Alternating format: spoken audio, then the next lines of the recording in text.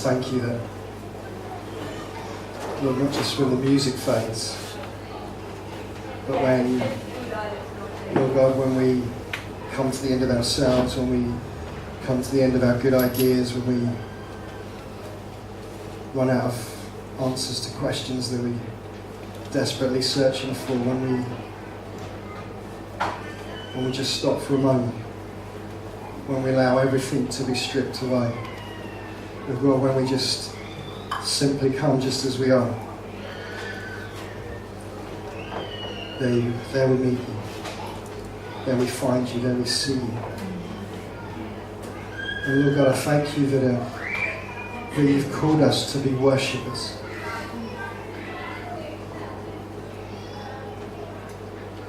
Not just people that kind of dip in and dip out, not people that are just in it when the ride is good, but even when the rubber hits the fan, even when, well, the road is it.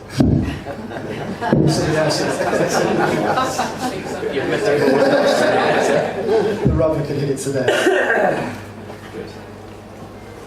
We still choose to worship you. We just thank you that you're worthy of it. Amen. Great to see you all. We're glad we fitted in. If there's anybody has our seats, there are still a few seats in the front. God is calling us to be a courageous people. When you look at the first chapters of Joshua, and this young leader turns up from, under Moses' shadow, and he's got all these millions of people to look after in this incredible campaign to go on that God's called him to. The words that God speaks to him are, be strong and courageous. And that is a real message, I think, for us as a church, that we are meant to be a courageous people. We're not meant to be a people that are held back because of our fears and our insecurities. And I think that as we move forward together in what God has called us to, both individually and corporately, we're going to find that that's going to be tested. Do you know, one of the number one healthcare issues in our country is to do with anxiety and depression, fear-based mental health issues. Now, I know that depression and stuff is doing imbalances in our brain and chemical imbalances, and yet it's still wrapped up in this fear that is somewhere kind of deep inside of us. If you speak to anybody that has any contact with teenage people that are going through secondary school, you find that more and more young people are being diagnosed with conditions or having to go on medication. We are, as a nation and as a people, more worried than it seems to ever have been. We worry literally about everything. We worry about worrying. Literally. We worry about not having enough, and we worry about having too much. We worry about what we look like and what we're going to wear. We worry about what people think of us. We worry about what job we're going to have, what schooling we're going to go to. We worry about whether there's enough in our rainy day account. We worry about that if we stick our neck out for Jesus, are we going to get it chopped off? We worry about that if we pray, He's not going to answer. Completely wrapped in fear that inhibits us from moving forward. Yeah, do you know, one of the things that it says in the Bible, over 300 times in the Bible, it says this: do not fear. And this morning I want to unpack that. What does it look like for us to be a fearless people? Some people say fear's a sin, you've got to cut it out, you're sinful if you're fearing. Other people say, well, now let's just kind of regress into some childhood memory and see if we can fix it that way. And we're kind of torn with this. Where am I? Am I feeling bad because of it, or is there something else that needs to go on? And we just don't know what to do with it. And this morning my hope is that the Holy Spirit will begin to illuminate what God has to say about this situation. The title for this morning is If Jesus Was Afraid. If Jesus Was Afraid. If you have a Bible, open it to the book of Luke. Please, Luke chapter 2. Just turn down just a tiny bit. Please. Now I want to say before I get into this passage, I feel in one hand qualified to speak on this, on the other hand totally unqualified. And the reason why I say that is because I'm still somebody that struggles with fear. I'll be vulnerable before you and open to you. And yet God is teaching me something in the midst of it. Showing me something that even in my anxiety, He is still my rock. And so I'm going to share some bits and pieces as the Holy Spirit leads. But I want you to know that I'm in this with you. As I prepared today, even as I drove over this morning, I was just saying, God, man, you're teaching me so much. You're showing me so many of the areas of my life that you're trying to deal with and work through and heal. And my prayer is that He'll do that for each of us. Amen. Whether we feel like we're fearless, whether we feel we're right down cowering in a corner somewhere. But God wants to show Himself to us in a real way. Luke 2. Did Jesus fear? There's a question. Did He fear? Yes. Luke 2:39. And when they had performed everything according to the law of the Lord, this was to do with Jesus being presented at the temple, they returned into Galilee to their own town of Nazareth. And the child, that is Jesus, grew and became strong, filled with wisdom, and the favour of God was upon him. Now I'll read that passage to you because I want us to understand the humanity of Jesus.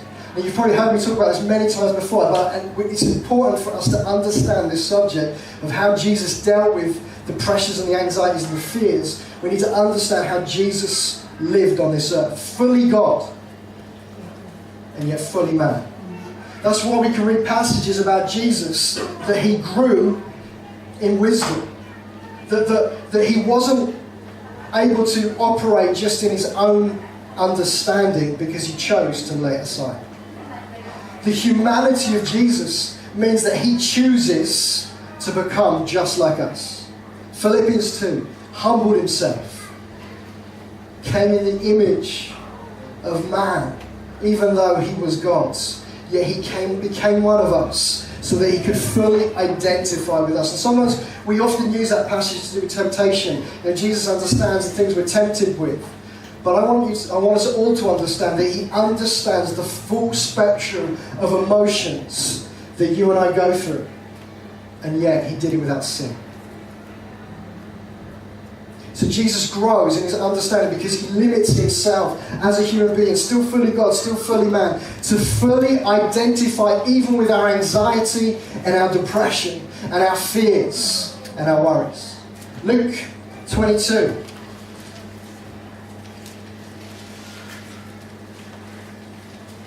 Verse 39. If you're not sure if Jesus feared, caught up there at the back somewhere. Someone help me out. Someone untangle me. Verse 39 says, and He came out, it's this bit here. And He came out and went, as was His custom, to the Mount of Olives. And His disciples followed Him. And when He came to the place, He said to them, pray that you may not enter into temptation. And He withdrew from them about a stone's throw and knelt down and prayed, saying, Father, if you're willing, remove this cup from me. Nevertheless, not my will, but yours be done. And there appeared to Him an angel from heaven, strengthening Him. And being in agony, He prayed more earnestly, and His sweat became like great drops of blood falling down to the ground. And He rose from prayer. He came to the disciples and found them sleeping for sorrow. And He said to them, why are you sleeping? Rise and pray, that you may not enter into temptation. Did Jesus fear? You know, some people might read that way. Oh, no, He wasn't really afraid because fear's a sin, and God couldn't, He couldn't come as one of us and sin. How else do you explain the agony He was in? He hadn't cut Himself, He hadn't stubbed His toe in the Garden of Gethsemane. He was thinking about the ordeal that He was about to go for. He understood the nature of crucifixion. He'd seen it. He would have seen the pain and the agony that people went through. The way that they were humiliated, the way that the flesh was torn from the body, the way that they were hung breathless upon a cross in absolute excruciating agony for hours and hours and hours. And He was afraid of the pain that He was about to go through. Scientifically, if you are under the most incredible stress and anxiety, the capillaries in your blood vessels can rupture so the blood comes out with your sweat. That is the agony that Jesus went through. Chose to, willingly, voluntarily, for us, become one of us, to identify fully, not just with our temptations, not with just the troubles around us, but the full suffering and fear that can become upon a human being. The book of Hebrews talks about this in Hebrews 4, verse 14. Since then we have a great high priest who has passed through the heavens, Jesus the Son of God. Let us hold fast our confession. For we do not have a high priest who is unable to sympathize with our weaknesses, but one who in every respect has been tempted as we are, yet without sin. Let us then with confidence draw near to the throne of grace, that we may receive mercy and find grace to help in the time of need. For every high priest chosen from among men is appointed to act on behalf of men in relation to God, to offer gifts and sacrifices for sins. He can deal gently with the ignorant and wayward, since he himself is beset with weakness. Because of this, he is bound to offer sacrifice for his own sins, just as he does for those of the people. And no one takes this honour for himself, but only when called by God, just as Aaron was. So also Christ did not exhort himself to be made a high priest, but was appointed by him who said to him, "You are my son, today I have begotten you." And as he says also in another place, "You are a priest forever after the order of Melchizedek." God Jesus, the God-man Jesus, fully humbled himself so that the Father even had to raise him up into the position he was meant to be. That's how much he limited himself. In the days of his flesh, Jesus offered up prayers and supplications, requests, crying out with a loud voice and with tears to him who was able to save him from death, and he was heard because of his reverence, because of his fear. Although he was a son, he learned obedience through what he suffered, and being made perfect, he became the source of eternal salvation to all who obey him, being designated by God a high priest after the order of Melchizedek. The writer to the Hebrews brings into contrast the God-man Jesus, opposed to the other high priests who are failing and sinful in themselves, but Jesus comes fully God, fully man, in weakness and in the pressure surrounding him, and yet he does it without sin. Even though the cross was set before him, the Bible tells us that it was for joy. And here we go, this is the paradox. How do you have fear and joy mingled together? How do you have that? Because he loved people more than himself. And here's the issue sometimes. And I don't want to come across harsh in any way, because I understand the debilitating fear that can grip people. But the problem with it is it consumes us and makes us inward looking. And it begins to creep on us and overwhelm us to the point where we are so inward looking that we cannot even see Jesus, who's standing right in front of us. The reason why it was joy set before him is because he was looking beyond the pain and the pressures that he was in. Even though fully realizing in anxiety, pouring out sweats of blood, he could see beyond it the victory that he was about to take. Amen. And so in fear and in joy, he was able to go forward. Mind-blowing as it is. If it's not mind-blowing to think God can become one of us and limit himself, the unlimited God. But did Jesus sin in it? No. He never sinned because he was able to still go forward in all that he had. The whole mission that he had. He did not allow that fear to stop him, to isolate him, to prohibit him. But he was able to overcome. I love what it says in the book of Romans. It says that Jesus came in the likeness of sinful flesh. I mean, that's just a phenomenal thought, that he became the likeness, although not sinful in himself, he took on sinful flesh so that he could identify with that sinfulness, not that he ever stepped into sin himself. And so shows us there is a way to move forward. And the problem with us is that what happens is that because of our fear, it actually prohibits us from living in the fullness that God intended us to be in. And so depending on how you work, and I know we're all on a different spectrum, some of us are more risk averse than others. You know, some of us will jump off cliffs with bungee ropes stuck to them, others won't. I'm not necessarily talking about that. But just look at your life and ask yourself, are your actions based in faith or fear? Why is it that you have a rainy day account? And you've heard me say this before, and I'm not saying it's wrong to say, but is it because that's what God has told you to do? Or is it because you're fearful that you're going to need it one day? Just throwing it out. Why is it that for some of us, and those of us who've got kids, you know, we've got to protect our kids, but for some of us, we actually hold them back from things. We're worried that they might kind of get caught up in the wrong crowd, or something harmful might happen to them if we haven't got our beady eyes over them all the time. And I know it changes as they get older. When they're younger, you've got to be much more nurturing. But as they get older, we've got to be able to release them. And the question is, are you holding them back? Are you isolating them because of fear of what might happen, or because God told you to?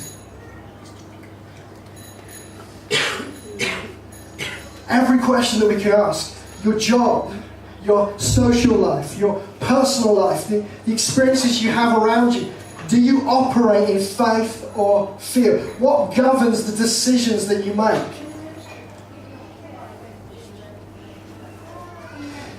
Faith, the word faith literally means to see. It has this idea that we are able to see into the realities of God beyond the natural world. And so what that enables us to do, that enables us to then ask God, okay, through faith, what are you asking of me? And whether I am fearful of what the outcome might be, I will still do it because you've told me to. I wonder how different our lives might look if we began to operate seeing with God's eyes rather than our own eyes. Fear stops us, isolates us, makes us feel alone. And yet what God wants us to do is to be vulnerable with one another and bring them to the table so that we may love and encourage and build each other up so that we operate in faith and not fear. I bet for many of you, you've got secret fears that you don't tell anyone. I have. Well, Lucy knows. There are things that I wrestle with in the darknesses of night that you wouldn't even want to know about, that causes me anxiety and fears. There are things that I wouldn't share with everybody, but just with a few people. But why? Why? Worried about what people might think. See, God is calling us to, we've been looking at this over the last couple of weeks, how are we going to get real and vulnerable with each other? How are we going to kind of get through these difficulties that we face and the troubles that we're in? You know, it's not wrong to have these thoughts and these feelings and these irrational fears, and some of them are rational fears that come across our mind, but it's how we work with them, it's how we deal with them. So many of us are too even fearful of other people hearing about our fears because of what they might think of us. And so we keep it closed away and we become more isolated and we shy away more, not letting people in because of what they might think. And yet we've got to get to this place, church, where we are so vulnerable with each other, where we trust one another enough, where we know that there is actually such love in this building that we can say anything to anybody. And we know that they won't judge us, ridicule us, but they will pray for us and help us see Jesus in the midst of it. That is the church that God is calling us to be. And you know, I can't go through all the different fears and thoughts that you might go through in the circumstances and situations you face. You know what they are. But the challenge is, will we be courageous enough to allow each other to help each other through them so that we can walk free and healed through the victory of Jesus Christ? It takes more courage to share a thought and a feeling with somebody that you never want them to know about. It takes more courage to do that than to hide it away and keep it to yourself. What is it that is holding you back? What is it that in the quietness of your own mind, you know it just churns away and it eats away, and you know it is stopping the joy that is set before you? See, what the answer is for us in this is, what did Jesus do? He fixed his eyes on the Father. He fixed his eyes on the victory, on the goal. He fixed his eyes on the where he was going and the mission that he was part of. And therefore the joy filled his heart, so he was able to go through the fear and agony. That is our mission for each other. That is what love looks like to each other. It's saying to one another, I know at the moment you cannot see. I know at the moment that fear is like a mountain looming over you and it's casting shadows of darkness across your life. Yet here's Jesus. I just want you just to peek around the corner just for a minute, because there he is. And actually, if you just step back from that mountain slightly, you will see he is way, way bigger than that mountain. Yet you've got so close to the mountain, you've literally huddled into a cave within that mountain that you can't even see him. Or far above it, way above it, greater, more powerful, more loving, Amen. Looming, waiting for you just to step back and to peer through and see him there. And that is what our lives should look like, to encourage each other, to stop, to step back, to see what he is, to see what he's doing, see where he's going. In the book of Kings, 2 Kings 6 puts this into light for us.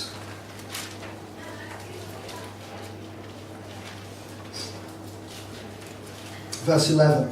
And the mind of the king of Syria was greatly troubled because of this thing. And he called his servants and said to them, will you not show me who of us is for the king of Israel? And one of his servants said, none, my lord, O king, but Elisha, the prophet, is in Israel. Tells the king of Israel the words that you speak in your bedroom. And he said, go and see where he is, that I may send and seize him. Fear, because of his power, was looming over this king, and he wants to take action.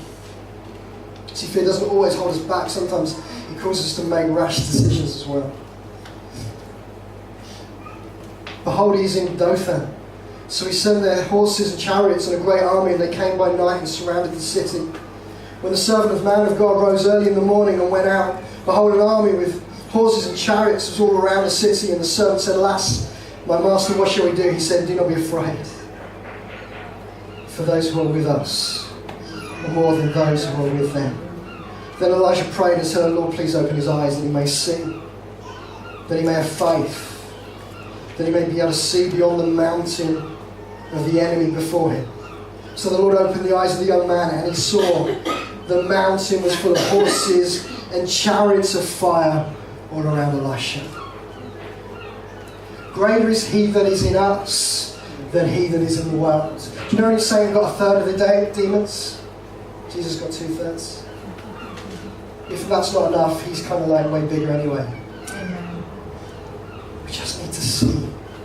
We need to encourage each other to see. You know, God, in my own heart, day after day, just keeps saying to me, can you see me? Are you looking for me? Are you looking beyond the temporal that is in front of you into the eternal that is before you? Continuously keeps saying to me, change the way you look. Not my appearance, obviously, that's beautiful. But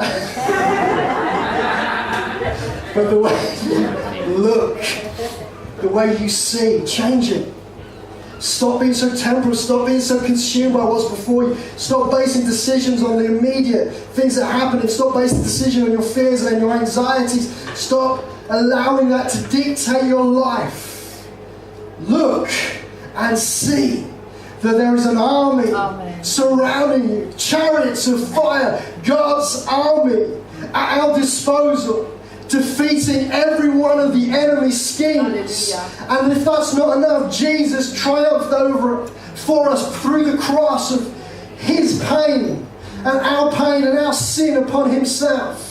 And into victory he rises to life, and now he rides out as King of Kings, Lord of Lords, with an army, the church, being courageous in the battle he has called us to. And it's going to take us to the point where we need to be willing to die to everything, to give up everything. You know, I was singing there today, and I was just thinking, God's saying something to me in my head. I was going, God, I don't want to do that. You've just given that to me. I can't give that away now, and yet I feel the same that that's something I need to do. You know, God speaks to us in the quietness if we're ready to listen. He will ask us things that will offend the mind. He will ask us things that will challenge the recesses of the deepest fears of our mind and heart. And yet he's doing it not because he's vindictive, but because he wants us to be totally free.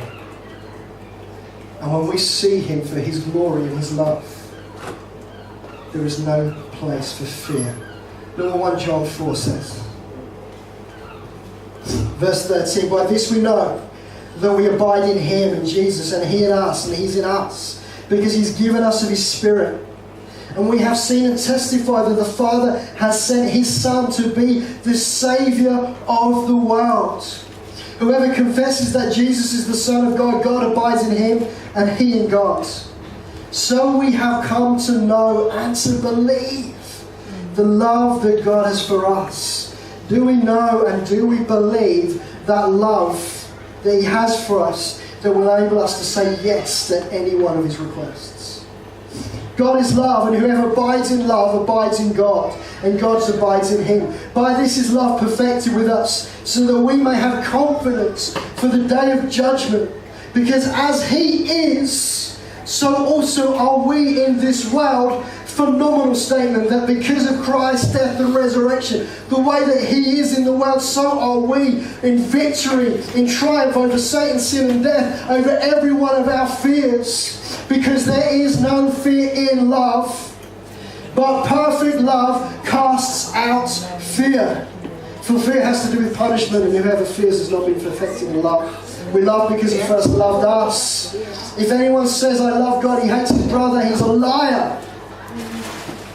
Let me say that again, just in case you missed it. If you say you love God and hate your brother and sister, you're a liar. For he does not love his brother and sister whom he's seen cannot love God whom he has not seen.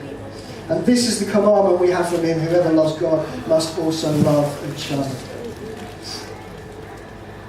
Perfect love drives out fear, because fear ultimately is to do with punishment. Ultimately, we think we're not good enough. Ultimately, we think that actually we deserve to be punished. And you may not be thinking that when you're in the middle of the situations you're going through, but at the very heart of it, that you don't believe God loves you and is good enough to get you through it, that you were good enough to save, that you were worthy enough to save. And yet when we do realise that, it liberates us beyond all belief. 2.5 years ago, 3 years ago, I can't even remember exactly the time. I was in my bedroom, unable to get out of bed, not because I was depressed, but because I was so wrapped with anxiety that I could not see Jesus. I could not see him. I never stopped crying out to him though. You know, even in the midst of it, when I prayed, day after day after day, I listened to every sermon. I sung every worship song. I did everything that a good Christian is supposed to do. I had people praying over me, for me, through me, punching me, kicking me, whatever it would take. And yet, I still got no more. I could not see him. There was no answer to my cries. For months, I could not see him. And I would still cry to him, God, where are you in the midst of this? Who are you? And I became more and more consumed with myself. And I'm not putting anyone down for those that have got into those places, because it's unbearable at times. It's life draining from you. You cannot help but see the problem, and it's like a mountain that is unpassable. Did you really come for me, God? Do you really love me? You say you do, but I cannot see it, God. And yet, you know what? I could not deny him. I could not turn my back on him. I could not walk away from him, because I knew, even though he did not, or seemingly did not answer my prayers, that he was good. And that he's good. Amen. And that somewhere and somehow he will come through. And I would read and I would remind myself that one day every one of my enemies will be no more. Hallelujah. And the truth of the Word of God began to shine a light in my heart. And you know, I didn't wake up one day and think, whoa, it's all gone. But I saw a glimmer of light. Amen. I backed out that cave just for a moment. I began to see, just around the corner, there was a shimmer of light, like the sun rising in the morning. And you know, some people had really been loving and helped me and just sat and prayed with me. Others people said I needed to butt my ideas up. Never do that to somebody who's down, by the way. Just love them. Just tell them that Jesus loves them. Show them Jesus in any way you possibly can. And as I did that, I began to see around a corner a glimmer of light that enabled me to get up and get moving. I would come into church and I would just weep and I'd weep and I'd weep in the presence of God. And he began to mold my heart and break my heart. And today, 2.5, 3 years on, I still suffer. I still struggle with anxiety. You may not ever believe that. And yet I can sit at times overwhelmed by it, and I begin to look within myself again. And it begins to overwhelm me, and yet God then reminds me again that he is good. Hallelujah. Amen. That his perfect love drives out fear. And I begin to see again around that corner, there's the light. And he carries me. By God's grace, he carries me. By God's grace, I stand here this morning with you. I could not even speak in front of you. By God's grace, and only by his grace. And I want you to know he does the same for you. Amen. Hallelujah. He does the same for you. We can be courageous. We can be strong. Even in the midst of our weaknesses, he still has the victory. Do not fear any sickness. Do not fear any pain. Do not fear what he might ask of you. Do not fear what the world might throw you. Do not fear Satan, and certainly do not fear the demons. Hallelujah. Because in him you have victory, even though you can only barely see it at times. Lord, Exodus says, I love this, I was reading this to Ethan just a couple of nights ago. My son got away from him now. And I was just sharing with him the reality of this passage. This is God's people in fear, stuck in Egypt, being let loose and going and running away from Pharaoh, and yet still steeped in fear. God does miracle after miracle after miracle, and yet they're still in fear. And it says this in verse 13, Moses said to the people, "Fear not, stand firm and see the salvation of the Lord, which he will work for you today. For the Egyptians whom you see today, you shall never see again." Every one of our enemies, as we stand in the light and the life of God, will be disarmed, because the Lord will fight for you. Do you see that? Even when you have no strength to even move a muscle, to even have a positive thought, God will fight for you. You only have to be still. You only have to be silent. Powerful words.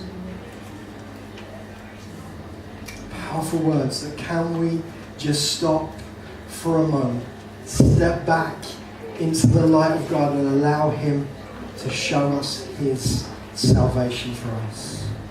Because as we do, our healing will rise like the noonday. That as our desire becomes his heart, as he recaptures our inward, insular looking gazes and brings them back out into his glorious light.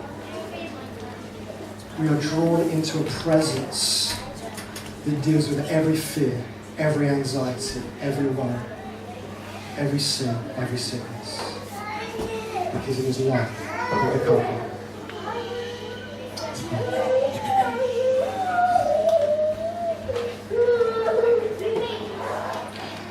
Lord God, I know that in the midst of difficulties, God, it's so hard for us as people to know what to do. Some of us want to fight and kind of try and get through it. Others of us just want to crawl away into a corner somewhere, Lord God. And yet, your word tells us. It calls us to be still. It calls us to stop trying to work it out. It calls us to not just get so caught up in ourselves, but just to stop for a moment, Lord God. And Lord, the problem with that is it's just so, it seems so simple. It doesn't seem like a good enough answer for us. We want something more tangible, something that's a quick fix. And yet, Lord God, I pray, Lord, that you will show us, Lord God, that this is the answer, that Jesus, you are the answer. That all we need to do is begin to see you more clearly. Lord God, that you want us to step out of the sphere, the bubble that we've placed around ourselves. Step out of it for a moment just to see your glory, your beauty, your splendor, your love. Lord, I ask, Holy Spirit, that you may penetrate the recesses of our minds and our hearts this morning. Whoever we are, whether we're stuck in a rut, whether we feel we're motoring forward this morning, Lord God, that you will penetrate those recesses. That you will draw us out of ourselves, out of our world, out of our little mini missions that we're on, and draw us into your beauty. Draw our gaze towards your love and your light, Lord God, and draw us into your eternal promises and presence. Holy Spirit, I ask that you may do that for us this morning. That whatever has become that mountain, I command it to be cast into the sea, so that each of us this morning will see Jesus. Faith arise, O church. May faith arise in you and in me. May the love of God fill our senses, every one of them. May it intoxicate us. May it consume us. May it envelop us to this point where we are so brought into Jesus that everything else falls away. May we be courageous because of you, Jesus, not because of us, because of you and us. In Jesus' name, amen. I'd ask the band to come forward, but I want to encourage us to do ministry this morning. I've been a bit vulnerable with you. Here's a chance to be vulnerable with one another. And I want to encourage you this morning. If you need somebody to show you Jesus because of the situation you're in, grab them. These guys are going to worship unless they want ministry, of course, just chuck your instruments down. We don't mind, we'll stick the CD on. But don't just walk out from here thinking, okay, yeah, I get it, yeah, I'll try and look at Jesus. Do something that will change your course today. Do something that will enable you to see him more today. Become vulnerable with somebody here today who will love you and will just pray Jesus over you. I want to encourage you to do that this morning.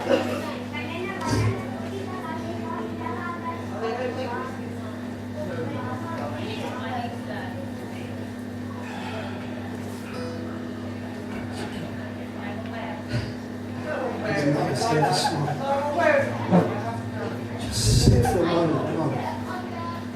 You can feel his presence if you just sit for a moment. It's overwhelming.